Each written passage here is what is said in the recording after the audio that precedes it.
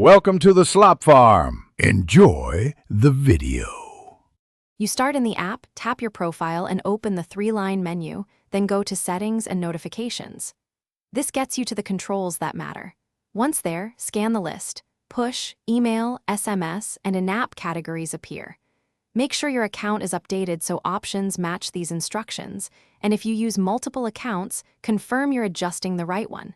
Now that Notifications is open, move to the specific categories to disable or trim what you no longer want. Once in Notifications, handle categories one by one. Tap Posts, Stories, and Comments, then set each to off if you don't want alerts for likes or comments. Next, open Following and Followers to stop follow notifications and Messages to silence DM pings. If you prefer a temporary break, use Pause All or set Quiet Hours where available. Make sure to check email and SMS sections too, because turning off push doesn't stop emails. Toggle those separately to avoid duplicate alerts. Finish by tapping back to save and then fully close Instagram.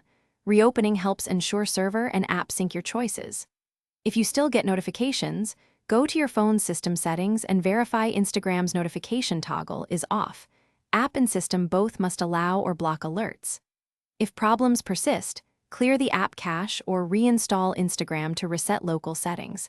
And as a last step, check you're logged into the expected account, since multi-account use can cause confusing, persistent notifications. Thanks for watching. Consider subscribing if we helped you today.